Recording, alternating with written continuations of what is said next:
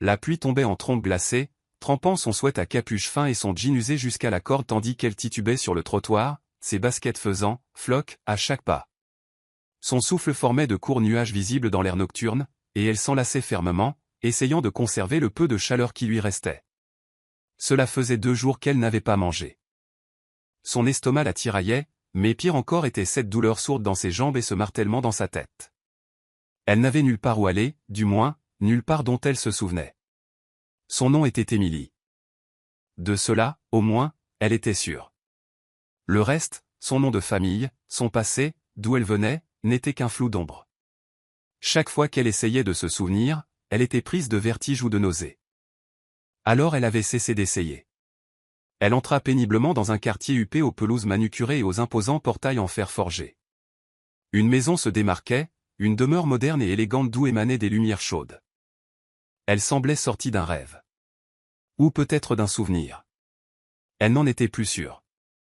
Alors qu'un éclair zébrait le ciel, suivi du grondement sourd du tonnerre, elle hésita devant la haute porte en bois. Le porche avait un large auvent et semblait sec. C'était mieux qu'un banc de parc ou un quai de chargement. Elle se mordit la lèvre, le cœur battant, puis monta les marches et frappa, une fois, puis 2.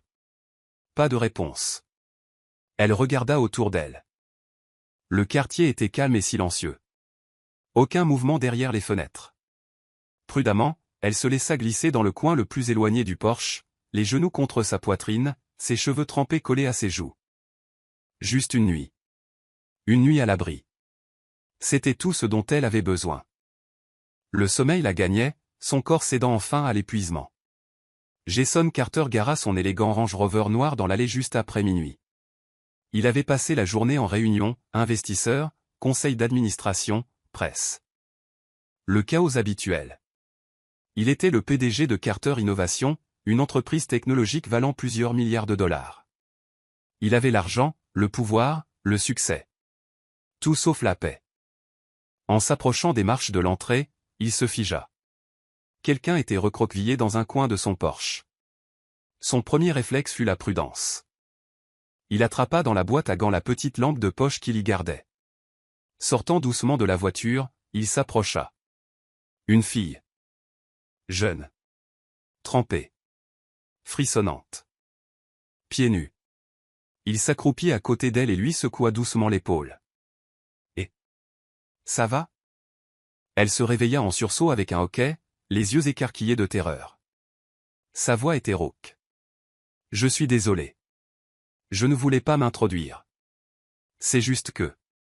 je ne savais pas où aller. » Les sourcils de Jason se froncèrent. Elle ne paraissait pas avoir plus de 24 ans, avec des traits délicats, des cheveux emmêlés et des bleus sur les bras qui ne semblaient pas accidentels. Ses yeux, profonds, familiers, presque envoûtants, croisèrent les siens. « Je vais partir », murmura-t-elle en essayant de se lever. Ses jambes flanchèrent. « Attendez », dit Jason, plus assuré. « Vous êtes gelé. Vous ne pouvez pas dormir dehors comme ça. » Elle détourna le regard, embarrassée. « Je n'essayais pas d'entrer par effraction. Je pensais juste que je pourrais peut-être dormir sur le porche cette nuit. Juste cette nuit. » Jason hésita. Il devrait appeler quelqu'un. Un foyer. Un hôpital, peut-être. Mais quelque chose chez elle le glaça sur place. Ses yeux. « Comment vous appelez-vous » demanda-t-il doucement. « Émilie. » Juste Émilie. Pas de nom de famille. Il hocha lentement la tête. « Très bien, Émilie.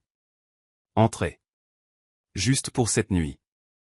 Vous avez besoin de vous sécher. » Ses yeux s'écarquillèrent. « Je ne veux pas la charité. » « Ce n'est pas la charité, dit-il. C'est de la simple humanité. » Elle hésita. Ils hochèrent la tête.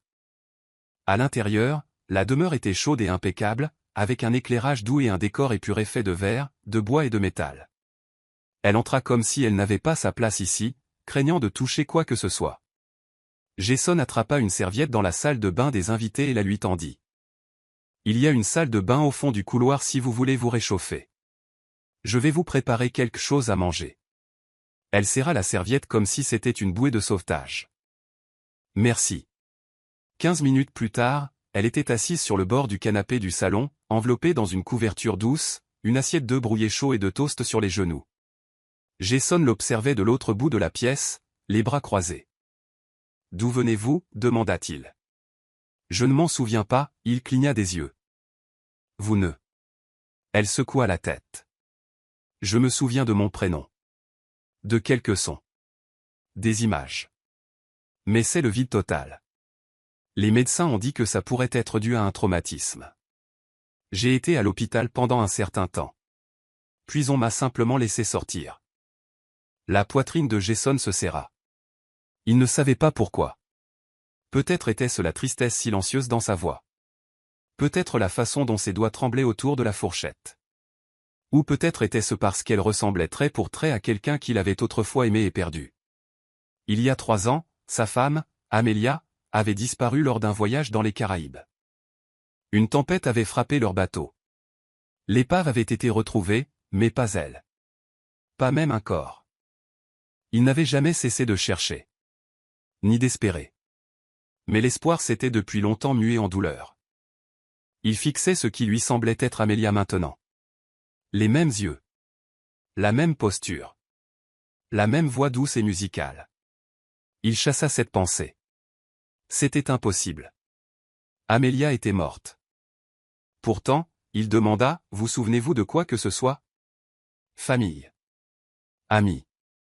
Amelia baissa les yeux. Juste des flashs. La voix d'un homme. De la musique au piano. L'odeur de l'air marin. Le sang de Jason se glaça. Cela pouvait vouloir dire n'importe quoi, n'est-ce pas? Elle leva les yeux. Je suis désolé. Je peux partir si vous voulez. Non, dit-il rapidement. Vous pouvez rester dans la chambre d'amis. Pour l'instant. Jusqu'à ce que vous y voyiez plus clair. Son expression se mua en pure incrédulité. Pourquoi êtes-vous si gentil avec moi? Je ne sais pas, répondit-il honnêtement.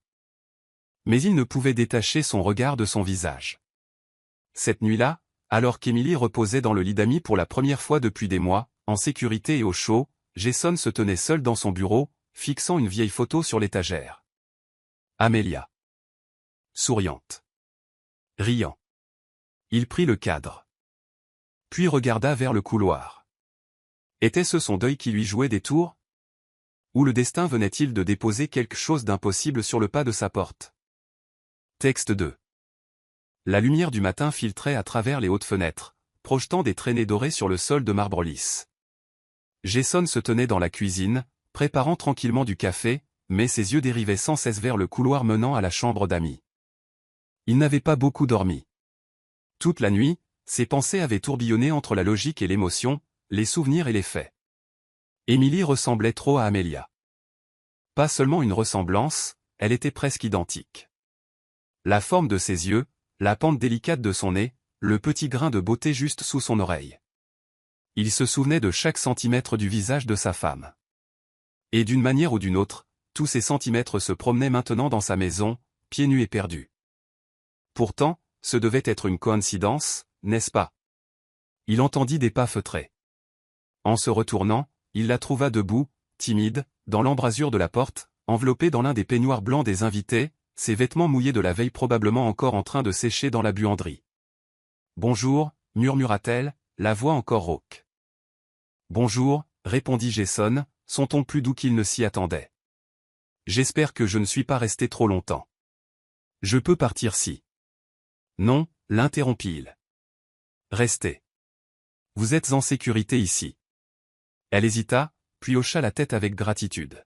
« Merci, encore une fois. » Jason lui versa une tasse de café et la posa doucement sur le comptoir.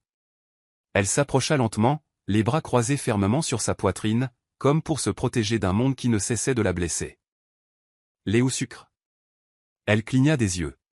« Noir, je crois. » Jason l'étudia. « Vous êtes sûr ?»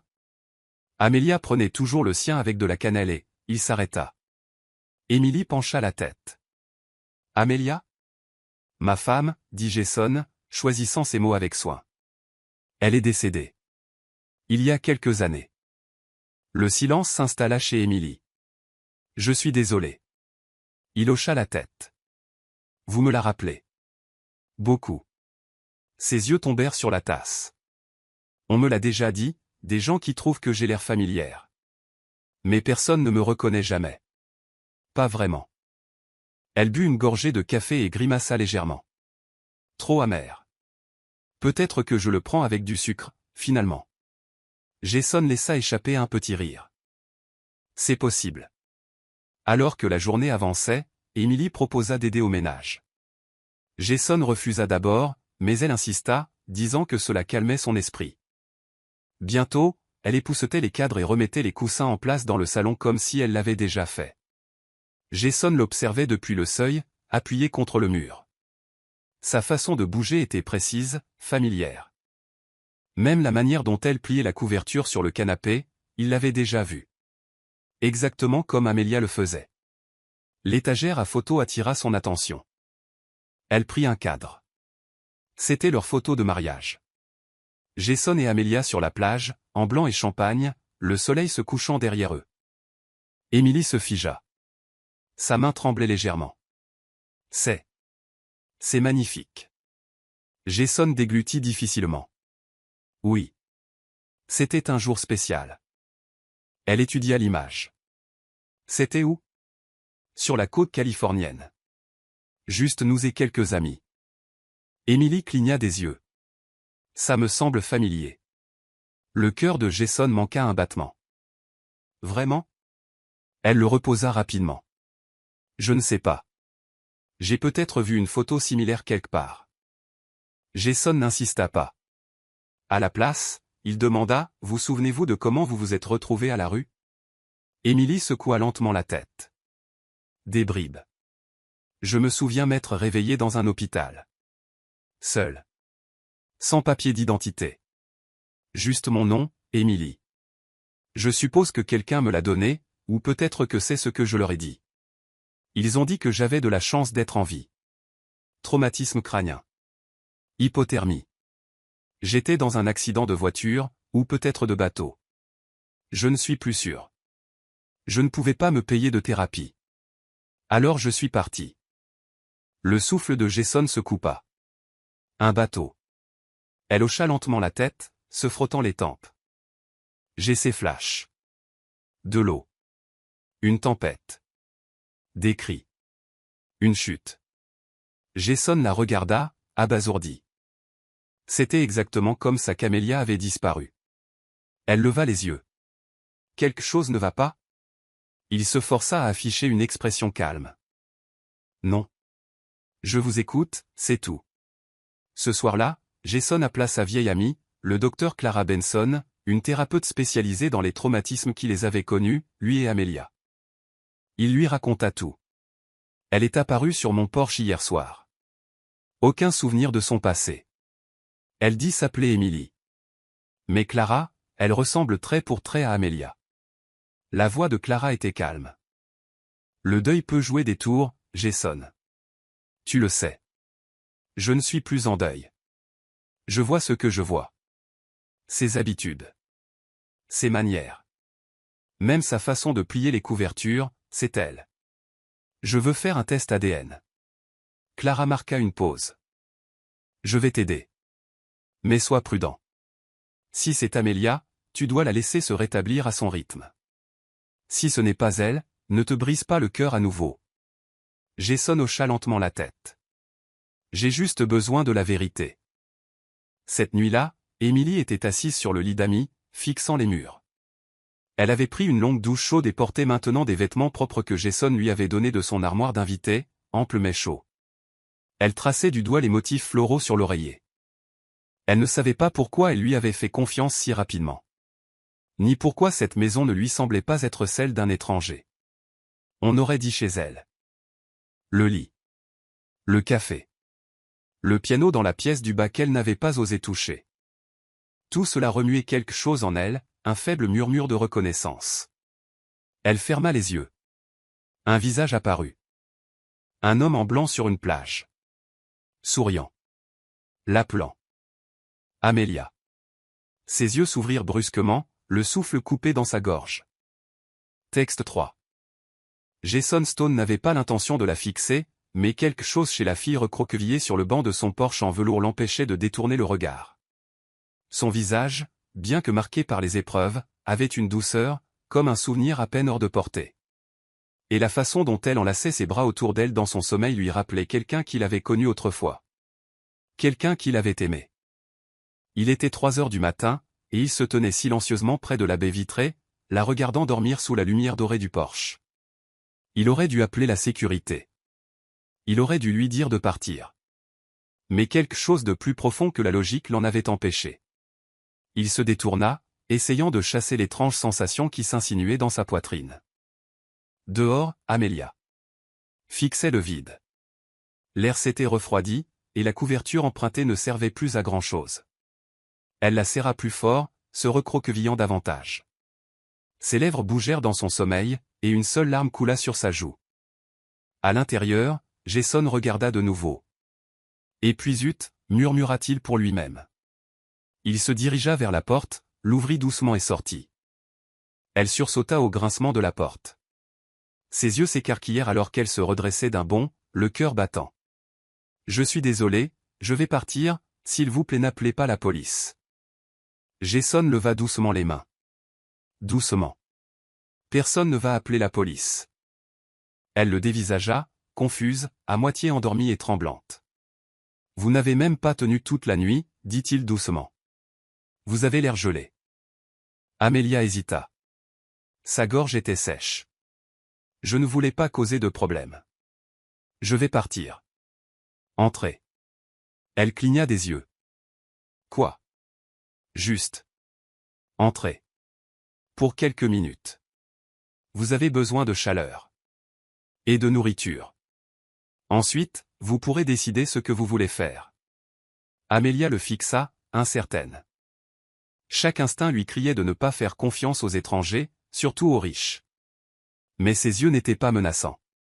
Ils étaient fatigués. Gentils. Familiers. Elle hocha lentement la tête. Le grand hall d'entrée l'avala tout entière. C'était le genre d'espace qu'elle n'avait vu que dans les magazines, lustre en verre, sol en marbre. Plafond vertigineux.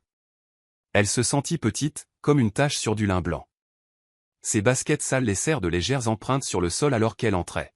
« Asseyez-vous » proposa Jason, indiquant un canapé en cuir dans le petit salon confortable. Elle hésita, puis s'assit sur le bord, comme si elle pouvait s'enfuir à tout moment. Il disparut 1 minute. Quand il revint, il posa une tasse chaude et une assiette de toast devant elle. Les mains d'Amelia tremblaient légèrement en les acceptant. « Pourquoi faites-vous ça ?» Jason haussa les épaules, s'asseyant en face d'elle. « Vous me rappelez quelqu'un que j'ai connu. » Elle leva les yeux. « Quelqu'un d'important. » Très. Amelia sirota le thé avec précaution. Son corps répondit immédiatement à la chaleur. Ils restèrent assis en silence quelques instants, l'air lourd mais pas inconfortable. « Comment vous appelez-vous » demanda-t-il. « Émilie » dit-elle doucement. « Émilie Gress. » Quelque chose vacilla dans ses yeux. Émilie Gress. Cela le frappa comme une vague. C'était son nom. La fille de cet été-là. La femme qu'il avait aimée il y a 5 ans à Chicago. Celle qui avait disparu sans laisser de traces après leur unique nuit parfaite. Il l'avait cherchée partout jusqu'à ce qu'il abandonne, supposant qu'elle n'avait jamais ressenti la même chose que lui. Mais c'était impossible. Elle aurait l'air différente. Elle se souviendrait de lui. N'est-ce pas? Il s'éclaircit la gorge. D'où venez-vous? De nulle part, vraiment. J'étais quelqu'un d'autre, avant. Il y a longtemps. Il l'étudia. Et maintenant? Elle croisa son regard. Maintenant, je suis juste quelqu'un qui essaie de survivre. Émilie mangea lentement. Ses yeux parcoururent la pièce, des photos de Jason avec des hommes d'affaires, des récompenses, des magazines. Elle ne lui avait même pas demandé son nom. « Vous êtes gentil » dit-elle après un moment. Jason haussa un sourcil. « Ce n'est pas un mot que les gens m'associent habituellement. Vous auriez pu m'ignorer. Ou me chasser de votre Porsche. La plupart l'auraient fait. » Il eut un petit rire doux. « Je ne fais pas toujours ce que les gens attendent. » Elle le fixa un long moment. Ça vous est déjà arrivé de sentir que vous avez perdu quelque chose d'important, mais sans savoir quoi? Comme s'il manquait un morceau de vous. Jason se pencha lentement en avant. Oui.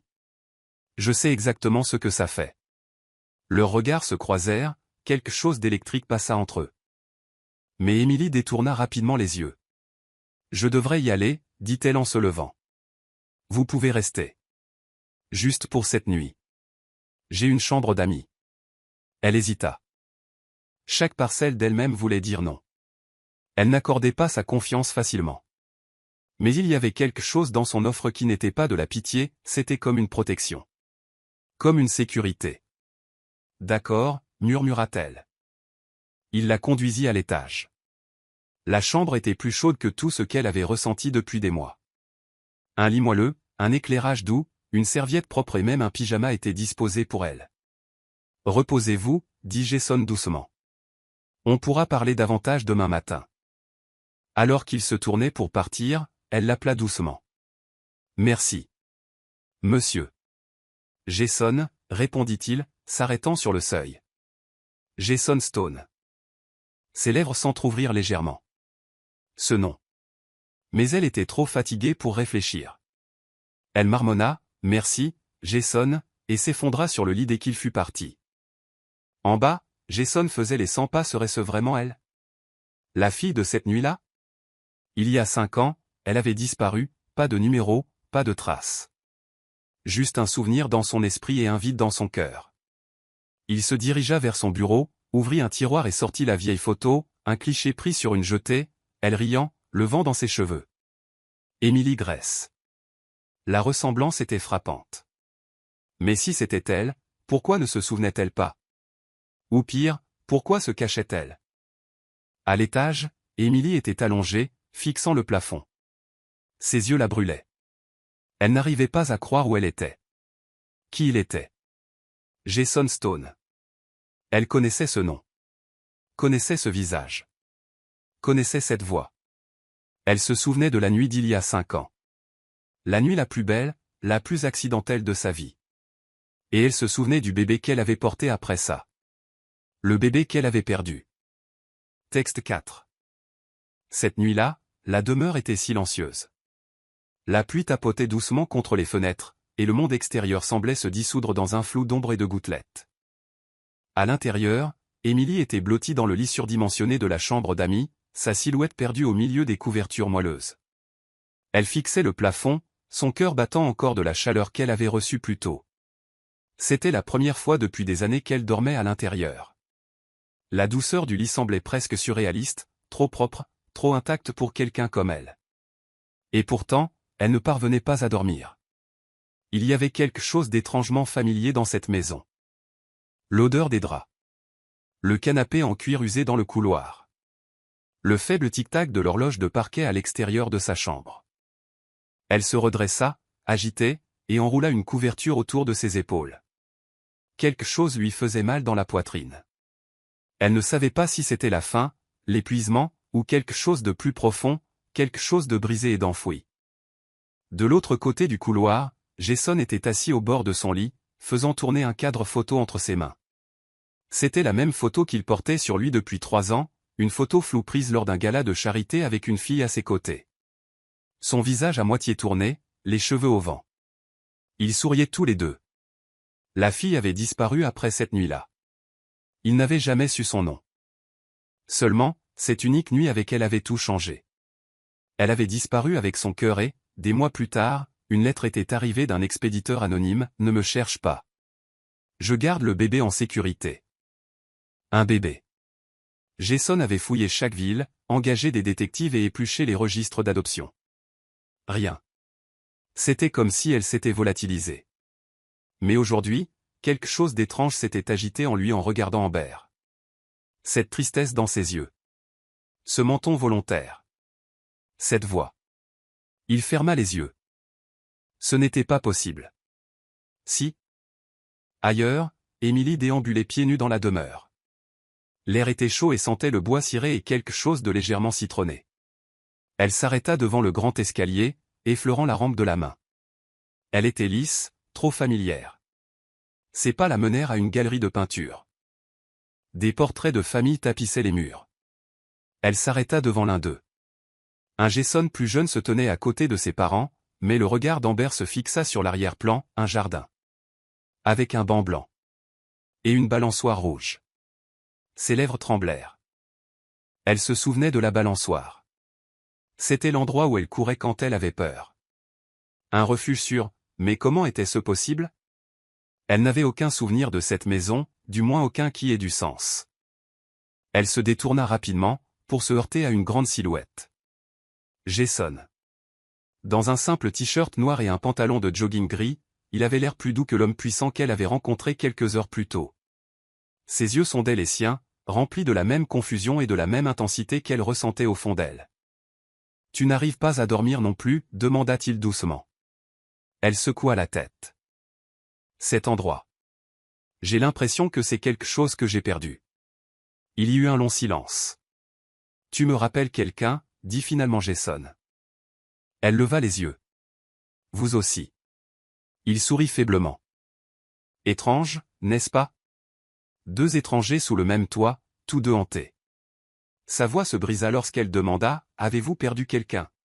« Oui, dit-il, la gorge serrée. Une femme. Il y a des années. Je l'ai rencontrée une fois, et je ne l'ai plus jamais revue. Mais elle m'a donné quelque chose. » Les yeux d'Émilie s'écarquillèrent.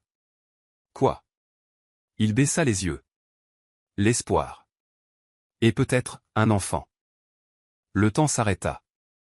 Elle eut le souffle coupé, mais se couvrit rapidement la bouche, craignant d'en révéler trop. Jason s'approcha. Tu as dit que tu avais une fille. Amber, comment s'appelle-t-elle? La voix d'Émilie trembla tandis qu'elle murmurait, Hope. Jason recula, comme frappé par la foudre. Hope. Espoir. Elle hocha lentement la tête, la vérité se fissurant en elle. Je l'ai appelée Hope parce que c'était la seule chose qui me restait, avoua-t-elle, les larmes montant à ses yeux. Je ne connaissais pas ton nom. Je ne savais pas où aller. J'ai fui, et j'ai continué à fuir. Ma tante. Elle m'a dit que tu me l'enlèverais. Que les hommes riches ne gardent jamais les filles pauvres. Jason serra le poing. On t'a raconté des mensonges. J'avais peur, murmura-t-elle. Je ne voulais pas être le secret de quelqu'un. Je voulais la protéger. Pendant un instant, ils restèrent là, deux âmes faisant enfin face aux fantômes qui les avaient hantés. Puis Jason s'avança. Où est-elle? Demanda-t-il. Où est Hope? Émilie cligna des yeux, stupéfaite par l'urgence de son ton. Elle est chez une voisine bienveillante ce soir. Je ne savais pas où aller d'autre. Je voulais dormir sur votre porche. C'est tout ce que je voulais faire. Tu n'as plus besoin de dormir sur les porches, murmura-t-il. Tu n'es plus seul maintenant. Les mots frappèrent Émilie comme une vague. Pour la première fois depuis des années, elle sentit quelque chose se déchirer dans sa poitrine. Comme si la glace autour de son cœur fondait. Elle tendit la main, et il fit de même. Leurs mains se rencontrèrent dans le couloir silencieux, entouré de portraits du passé et de l'odeur de la pluie au dehors. Et dans ce silence, les premiers murmures de pardon, de retrouvailles et d'un amour longtemps enfoui commencèrent à s'élever. Demain, Jason rencontrerait Hope. Mais ce soir, dans le calme de la demeure, deux cœurs brisés faisaient le premier pas pour redevenir entiers. Texte 5. Le lendemain matin, Émilie se réveilla avant le lever du soleil. La chaleur de la demeure semblait encore surréaliste. Elle sortit doucement de la chambre d'amis, ses pieds nus effleurant le sol de marbre. Quelque chose s'agitait en elle, comme un souvenir essayant de remonter à la surface mais restant coincé dans le brouillard. Elle se dirigea vers le grand hall, attirée par un grand portrait accroché au-dessus de l'escalier. Une femme. Douce, radieuse, avec des yeux tendres et un sourire si familier qu'il fit sursauter le cœur d'Émilie. Elle tendit la main et toucha le bord du tableau. « C'est ma mère », fit écho la voix de Jason derrière elle. Émilie se retourna brusquement. « Elle est magnifique. » C'était la personne la plus gentille que j'ai jamais connue, dit Jason, son ton plus doux qu'elle ne l'avait jamais entendu. Quand elle est morte, cette maison est devenue froide pendant des années. Jusqu'à ce que tu entres cette nuit-là. Émilie esquissa un faible sourire confus. Pourquoi le fait que je frappe à votre porte changerait-il quoi que ce soit? Jason hésita. Il s'approcha. Parce que quand tu m'as regardé sur ce porche, j'ai eu l'impression de t'avoir déjà vu. Et pas seulement en personne. Comme si je te connaissais. Comme si une partie de moi se souvenait de toi. Émilie ressentit la même chose, une douleur dans sa poitrine qui ne venait pas seulement des dernières années de souffrance. Une connexion qu'aucun d'eux ne pouvait expliquer. Ce jour-là, Jason insista pour qu'elle reste plus longtemps. Elle aida le personnel dans la cuisine, joua avec son chien dans le jardin et ressentit une chaleur qu'elle n'avait pas connue depuis des années. Dans les moments de solitude, Jason se surprenait à la regarder, à voir à quel point elle était naturellement à sa place ici. Comment elle s'intégrait dans ce monde comme si elle l'avait autrefois gouverné. Pendant ce temps, Émilie se retrouvait hantée par des éclairs, comme des scènes d'un rêve. Une plage chaude. Une robe blanche. Des rires dans une pièce luxueuse. Mais dès qu'elle essayait de se concentrer, ils disparaissaient. Plus tard dans la soirée, Jason l'invita à dîner. Alors qu'ils étaient assis à la longue table, il lui versa un verre de vin et demanda « Vous souvenez-vous de quelque chose d'avant la rue ?» Quoi que ce soit. Émilie prit une profonde inspiration. Parfois, je vois des flashs. Un homme. Sa voix. Une cérémonie. Un piano. Mais tout s'estompe avant que je puisse m'y accrocher. Jason se pencha. Me laisseriez-vous essayer de vous aider à vous souvenir? Elle hocha la tête. Il se leva, se dirigea vers un meuble et en sortit un album photo. Je sais que ça semble fou, mais je veux que vous regardiez quelque chose. Il lui tendit une photo. Elle datait d'il y a 5 ans. Une plage à Maui. Jason se tenait torse nu, souriant à l'appareil photo. Et à côté de lui, c'était elle. Émilie laissa tomber la photo. C'est moi, murmura-t-elle. Oui, dit doucement Jason. C'est toi. Ton nom était, Émilie. Émilie Gress. Et tu étais ma femme. Émilie s'agrippa à la table pour se soutenir. Non. C'est impossible. Je m'en souviendrai. Tu as disparu après un accident de voiture. On n'a jamais retrouvé ton corps. Tu as été présumée morte. J'ai tout essayé, j'ai fouillé les hôpitaux, les refuges, même les services psychiatriques. Je pensais que tu étais parti pour toujours. Les larmes brouillèrent la vision d'Émilie. Mais pourquoi je ne me souviens pas de toi? Tu t'es cogné la tête dans l'accident. Ils ont dit que la perte de mémoire était possible, voire probable. Mais je n'ai jamais cessé de croire que tu étais en vie. Émilie se leva, faisant les 100 pas, sa respiration courte. Pendant tout ce temps. J'ai vécu dans la rue, vendant des babioles, et tu étais mon mari. Jason s'approcha, lui tenant doucement les bras. Je ne t'ai pas reconnu au début. Mais tes yeux, ta voix. Je ne pouvais pas l'ignorer. Dès que je t'ai vu dormir sur mon porche, j'ai su que quelque chose nous ramenait l'un vers l'autre. Émilie se couvrit la bouche. Oh mon Dieu! Les vannes s'ouvrirent. Des visions la frappèrent comme des vagues. Leur mariage au bord de l'océan. Riant sur un yacht. Dansant pieds nus sous la pluie. Se tenant la main sous les étoiles. Et puis, l'accident. Des cris. Du sang. L'obscurité. Elle s'effondra sur le sol. Jason s'agenouilla à côté d'elle, la tenant fermement tandis qu'elle sanglotait. Tout va bien. Tu es en sécurité maintenant. Je me souviens, murmura-t-elle en s'agrippant à sa chemise. Je me souviens de toi. Je me souviens de nous. Plus tard cette nuit-là, dans le calme de la demeure, Émilie se tenait près de la fenêtre, regardant le jardin où elle avait autrefois dansé pieds nus sous des guirlandes lumineuses. Jason entra derrière elle.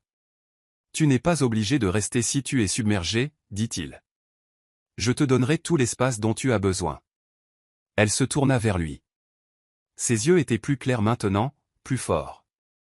Je ne veux pas partir. Plus maintenant. J'ai cherché quelque chose sans même le savoir. Et maintenant je réalise. Que c'est toi que je cherchais. Il s'avança lentement.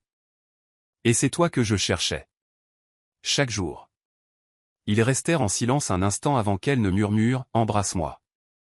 Et quand il le fit, ce ne fut pas le baiser d'étranger qui se redécouvre. C'était le baiser d'un amour qui avait survécu à la tragédie, à la distance, à la perte de mémoire et au temps.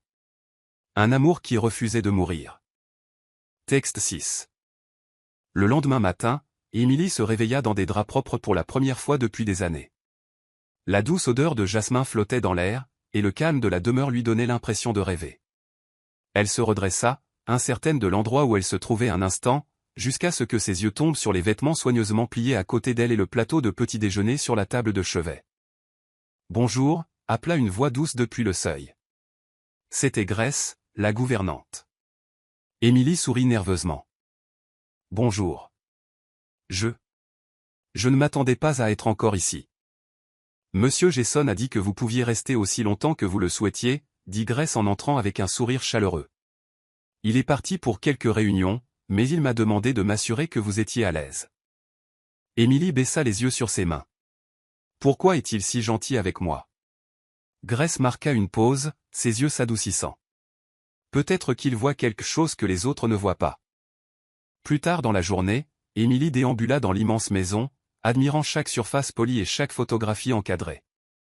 Cela lui semblait étrangement familier, le décor, le jardin, même la faible musique de piano jouée par un haut-parleur. Elle traversa un couloir ensoleillé et s'arrêta devant une porte fermée. Quelque chose l'attira. Elle la poussa doucement. C'était une salle de musique. Et au centre, un piano à queue. Ses doigts la démangeaient. Sans savoir pourquoi, elle s'assit au banc et posa ses mains sur les touches. Elle appuya lentement. Une note. Puis une autre. Puis une mélodie, douce et hésitante, mais pleine de mémoire. Ses yeux commencèrent à s'embuer. Comment connaissait-elle cela? Elle ne vit pas Jason qui l'observait depuis le seuil, le visage pâle. Cette chanson. Il s'éloigna avant qu'elle ne le remarque, ses pensées s'emballant. C'était la même mélodie que sa femme jouait. Mais ce n'était pas possible. Si. Ce soir-là, au dîner, Jason ne put s'empêcher d'étudier le visage d'Émilie. La forme de ses lèvres. La courbe de son sourire. Même la petite tache de rousseur sur son cou, tout était trop familier. Mais il ne dit rien. Pas encore. Émilie remarqua son regard insistant. Quelque chose ne va pas, demanda-t-elle. Non, pas du tout, dit Jason avec un petit sourire. Vous me rappelez juste quelqu'un que j'ai perdu il y a longtemps. Elle baissa les yeux, ravalant une boule dans sa gorge. J'ai l'impression d'être perdu depuis longtemps. Leurs regards se croisèrent, et quelque chose d'inexprimé passa entre eux. Cette nuit-là, Émilie se tourna et se retourna dans son lit. Ses rêves étaient chaotiques, des flashs d'une robe de mariée, un baiser sous des guirlandes lumineuses, un homme murmurant « Tu es à moi pour toujours, Émilie », et un accident de voiture. Elle se réveilla en haletant, le cœur battant. Sa tête lui faisait mal. Et puis, une image nette, soudaine. L'homme de son rêve. C'était Jason. Elle fixa l'obscurité. Que se passait-il? Le lendemain matin, Émilie demanda quelque chose d'étrange à Grace. Avez-vous un miroir? Un grand. Grace haussa un sourcil mais la conduisit à un miroir en pied dans le dressing. Émilie resta longtemps devant, à se regarder. Puis elle remonta sa manche. Une légère cicatrice courait le long de son bras, irrégulière, pâle, inconnue. Elle la toucha. D'autres flashs surgirent. L'alliance. Le son des sirènes. Elle criant son nom, Jason. Elle recula en trébuchant. Non. C'était impossible. Plus tard, Émilie retourna dans le jardin. Jason était là, arrosant les roses. Il leva les yeux et sourit. « Eh, ça va ?»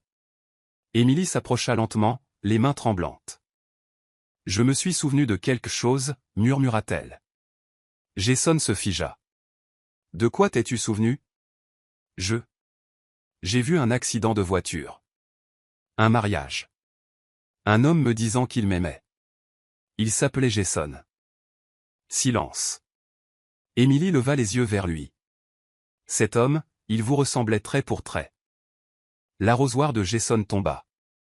Émilie, murmura-t-il. De quoi te souviens-tu à propos de ton nom? Je crois que c'était Émilie. Jason. Son visage se décomposa. Il fit un pas en avant. Tu es ma femme.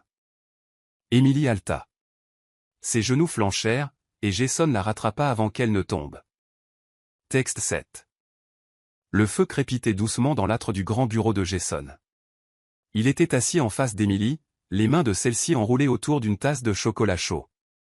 La pièce était silencieuse, trop silencieuse pour un espace qui venait de survivre au choc de deux vies entrant en collision de la manière la plus inimaginable qui soit. Jason rompit le silence. Je sais que c'est beaucoup à encaisser.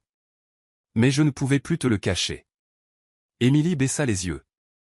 Pourquoi ne me l'as-tu pas dit tout de suite? Quand j'ai frappé à ta porte pour la première fois. Je n'étais pas sûr, avoua-t-il. Dès que j'ai vu ton visage, j'ai senti quelque chose. Comme si je te connaissais. Puis tu as mentionné le nom. Lily.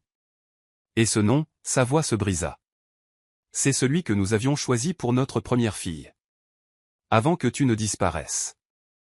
Les doigts d'Emily tremblèrent légèrement. Lily était ma meilleure amie au refuge. Elle est morte il y a 2 ans.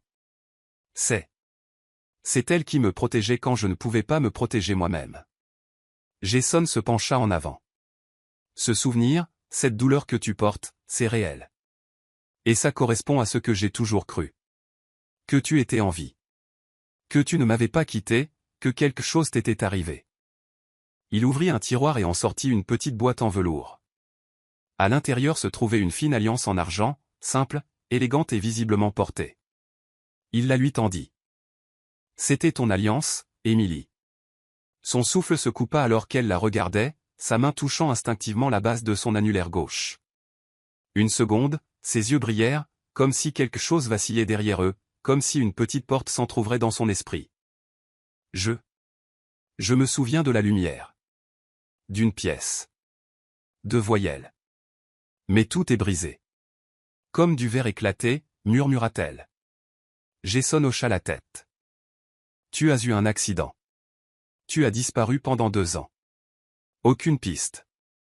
Rien. Je n'ai jamais cessé de chercher. Tout le monde me disait que tu étais probablement morte ou que tu t'étais enfuie. Mais j'ai refusé de le croire. Alors comment ai-je fini sans abri? Sans papier, sans mémoire? Je pense que quelqu'un a profité de ton accident. A peut-être profité de ton état. Ou peut-être que tu as fui, confuse et effrayée, ne sachant pas qui tu étais, dit doucement Jason. Tout ce que je sais, c'est que chaque jour j'attendais. Et chaque nuit je me disais que si jamais elle revenait, je m'assurerais qu'elle ne se perde plus jamais.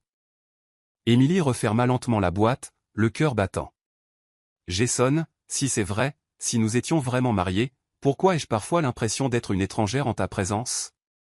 Parce que ton cœur me connaît, dit-il, la voix épaisse d'émotion, mais ton esprit n'a pas encore rattrapé son retard.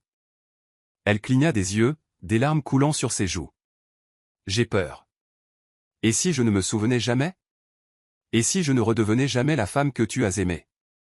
Il se leva, s'agenouilla devant elle et lui prit doucement les mains. Emily, je ne suis pas tombé amoureux de tes souvenirs. Je suis tombé amoureux de ton âme. Et elle est toujours là. C'était la fille qui a donné mon manteau à un enfant frigorifié devant le restaurant. La femme qui a donné son dernier sandwich à l'homme sous le pont. Tu as toujours été gentille, toujours courageuse, même quand tu ne savais pas qui tu étais. Un unique sanglot s'échappa de ses lèvres et elle se pencha contre lui, le front contre le sien. Pourquoi est-ce que ça fait si mal? Parce que la vérité essaie de revenir. Le lendemain matin, Jason l'emmena à leur ancien endroit préféré, un jardin en haut d'une falaise surplombant l'océan. Tu venais ici pour peindre, dit-il en lui tendant une toile et un pinceau. Emily s'assit tranquillement, puis commença à peindre en silence. À chaque coup de pinceau, quelque chose s'agitait. Une couleur, une courbe, une odeur dans la brise, tout semblait étrangement familier. Quand elle recula, son souffle se coupa. L'image était celle de Jason se tenant à l'endroit même où il était, mais elle ne l'avait pas regardé en peignant. Il regarda la toile, stupéfait. Tu me peignais ici. Tous les week-ends.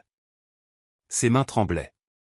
Alors pourquoi est-ce que je ne me souviens de rien? Ce n'est pas grave. Tu n'as pas à te presser. Sache juste que je ne vais nulle part. Ce soir-là, une nouvelle visiteuse arriva à la demeure. Une grande femme aux traits acérés et aux yeux froids. Elle s'appelait Véronica, une vieille amie de Jason du conseil d'administration. Elle était venue sans y être invitée. Je vois que tu as retrouvé ta petite femme en fuite, dit-elle avec venin. Jason resta ferme. Émilie ne te concerne pas. Véronica ricana. Oh, mais si. Tu te souviens de l'accident, n'est-ce pas? Comme c'est pratique que ta femme ait disparu juste après que tu l'aies nommée co-héritière. Émilie leva brusquement les yeux. Quoi? Véronica continua. Il ne te l'a jamais dit. Tu devais hériter de la moitié de son empire. Et quelqu'un s'est assuré que ça n'arriverait pas. N'est-ce pas, Jason? Sa mâchoire se crispa. Tu dépasses les bornes. Non, murmura Émilie, regardant entre eux. Laissez-la parler. Véronica s'approcha, froide et lente. Tu n'as pas juste eu un accident, ma chère. On t'a poussé. Et ton dossier a disparu de l'hôpital. Tu veux deviner qui était le seul témoin cette nuit-là? Le cœur d'Émilie se serra. Le visage de Jason était pâle. Véronica. Elle doit savoir où elle remet les pieds. Ce n'était pas juste une histoire d'amour, ma belle. C'était une guerre de pouvoir. Et quelqu'un a essayé de t'effacer. La voix d'Émilie tremblait. Alors, à qui dois-je faire confiance? Véronica sourit. C'est ce que j'attends de voir. Texte 8. La pluie se remit à tomber cette nuit-là, comme un écho à la première nuit où ils s'étaient rencontrés. Seulement cette fois, Émilie n'était pas recroquevillée sur son porche. Elle était à l'intérieur, debout dans le grand salon de la demeure, fixant l'homme qu'elle avait épousé et oublié sans le savoir. Je crois qu'il est temps que je te montre tout, dit Jason, sa voix basse mais ferme. Émilie le regarda, la confusion encore présente derrière ses yeux. Mais quelque chose avait changé. Au cours des derniers jours, des souvenirs avaient commencé à faire surface en flash flou et émotionnel, une robe blanche, le bruit des vagues, une voix profonde disant « Je te retrouve toujours ». Il la conduisit dans son bureau privé, où son coffre-fort était caché derrière une bibliothèque. Il l'ouvrit et en sortit une petite boîte en velours, un vieil album photo et le certificat de mariage. « Emily Grace Carter, dit-il en lui tendant le certificat, tu étais ma femme. Tu le es toujours. Nous nous sommes mariés il y a 3 ans au Costa Rica, sous des noms différents, tu as utilisé ton deuxième prénom, tu te souviens? Grace. » Ses doigts tremblèrent en parcourant le papier. Les noms, Jason Léon Blake et Grace Carter. La date. Les signatures. C'était réel. Tu as disparu 2 mois après notre lune de miel, continua-t-il. J'ai tout essayé, les enquêteurs privés, les bases de données nationales, je suis même allé dans les hôpitaux avec ta photo. J'ai pensé que tu m'avais peut-être quitté. Mais je savais au fond de moi que quelque chose était arrivé. Les larmes emplirent les yeux d'Émilie. Je me souviens, des flashs. J'allais au magasin pour acheter de la glace. Une voiture a fait une embardée. Je me suis réveillé à l'hôpital. Ma tête. Je ne connaissais même pas mon nom. Jason s'approcha, le chagrin dans la voix. Et je n'étais pas là pour te trouver. Je pensais que tu avais des regrets. Que peut-être. Je n'étais pas assez bien. Émilie secoua violemment la tête. Non. Jamais. Tu étais tout. Tu m'as fait me sentir vu. En sécurité. Aimé. C'était la première fois de ma vie que j'avais l'impression d'exister. Ils restèrent assis en silence quelques minutes, tous deux sous le choc du chagrin et de la redécouverte. L'album photo reposait sur ses genoux, chaque image une ombre de souvenir qui revenait, elle riant sur la plage, lui la portant sur un balcon, un selfie idiot sous un lampadaire. Ses doigts effleuraient les bords comme s'ils étaient en or. « Comment m'as-tu reconnu » demanda-t-elle enfin. Jason eut un doux sourire. « Tu as murmuré exactement la même chose. Je peux dormir sur votre porche ce soir ?» La même voix fatiguée. Les mêmes yeux remplis de larmes. Et puis j'ai vu la cicatrice au-dessus de ton sourcil. J'ai su que c'était toi. Émilie détourna le regard, embarrassée. Et pourtant, je suis entrée dans ta maison comme une étrangère, sale et perdue. Tu es entrée dans ta maison, corrigea Théil doucement. Et tu n'étais pas perdue. Tu avais juste besoin d'être retrouvée. Ces mots touchèrent quelque chose de profond en elle, et elle fondit en larmes. Jason, je ne sais pas qui je suis sans ces années manquantes. Je ne sais même pas comment recommencer. Il lui prit les mains, fermement mais tendrement. Tu n'as pas à tout comprendre seul. Je t'ai épousée une fois, Émilie. Je te choisirai chaque jour, même si cela signifie t'aider à te souvenir morceau par morceau. Je n'ai pas cessé de t'aimer. Pas une seconde. Leurs fronts se touchèrent. La douleur ne disparut pas, mais la souffrance devint quelque chose qu'ils pouvaient partager. Et à cet instant, Émilie ne se sentit plus comme une étrangère. Elle se sentit comme une épouse. Une femme avec une histoire encore en cours d'écriture. Mais alors que le moment s'adoucissait, une sonnerie soudaine du téléphone de Jason rompit le silence. Il y jeta un coup d'œil, puis se tendit. « Qu'est-ce que c'est » demanda Émilie. Il lui montra le message. C'était l'un de ses assistants. Les paparazzi avaient mis la main sur une photo d'Émilie, un montage côte à côte d'une sans-abri devant sa demeure et de sa récente présence à un gala mondain. La légende disait, du trottoir au drap de soie, la nouvelle conquête du milliardaire ou une ancienne flamme. Le visage d'Émilie pâlit. Oh non. Ça commence, marmonna Jason. La tempête médiatique. Mais et s'il creuse plus loin? Et s'il découvre l'accident, ou que l'on m'a retrouvée errante? Ils vont me faire passer pour une menteuse. Laisse-les faire, dit-il fermement. Tu ne dois à personne de compte sur ton traumatisme. Émilie fixa le mur, puis murmura, peut-être qu'il est temps que je le dise au monde moi-même. Les yeux de Jason rencontrèrent les siens. Que veux-tu dire? Je veux dire, peut-être que je raconte mon histoire. Pas en tant que femme de milliardaire ou fille sans abri, mais en tant que femme qui a tout perdu et qui l'a lentement retrouvé. Je veux être plus qu'un titre de journal. Je veux être entendu. Il sourit, fier, ému, frappé. Alors faisons-le ensemble. Alors qu'il sortait du bureau main dans la main, Émilie se sentit plus forte. Elle n'était pas seulement la femme de quelqu'un ou une âme oubliée dans la rue. Elle était une survivante. Une conteuse. Et son prochain chapitre était sur le point de commencer, non pas dans la honte, mais dans la vérité. Texte 9, conclusion. Le soleil se couchait, projetant une lueur orange et chaude sur la demeure. Le même porche où tout avait commencé, une couverture froissée, des yeux fatigués et une voix qui avait autrefois murmuré « Puis-je dormir ici ce soir ?» se dressait maintenant comme un monument au destin. Grace s'avança lentement sur le porche, pieds nus, sa longue robe ondulant dans la brise. Ses doigts effleurèrent les rampes en bois, les souvenirs affluents. Quelques semaines seulement s'étaient écoulées depuis son arrivée en tant qu'étrangère, et pourtant, c'était comme si toute une vie s'était déroulée. Jason sortit derrière elle, tenant 2 tasses de chocolat chaud. « Tu as toujours adoré le chocolat chaud ?» dit-il doucement en lui tendant une tasse. Elle sourit. « Je suppose que certaines choses survivent aux tempêtes. » Ils s'assirent côte à côte. Pas de garde. Pas d'assistant. Juste Grace et Jason, pas le milliardaire et la fille sans abri, pas la patiente et le sauveur. Juste un mari et sa femme, redécouverts. « Je me suis souvenu de tout », dit-elle après un moment. Jason se tourna vers elle. « L'accident, il a tout effacé. Mais être ici, te revoir, la façon dont tu me regardais même quand j'étais sale et perdu. Mon cœur t'a reconnu bien avant que mon esprit ne se souvienne. » Il prit sa main. « Je n'ai jamais cessé de te chercher, Grace.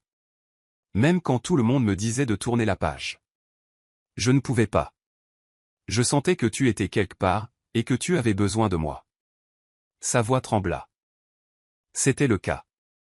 J'étais là, effrayée, enceinte et brisée. Mais j'ai survécu pour notre bébé. Pour la chance de te revoir un jour. Un silence lourd, émotionnel mais réconfortant s'installa.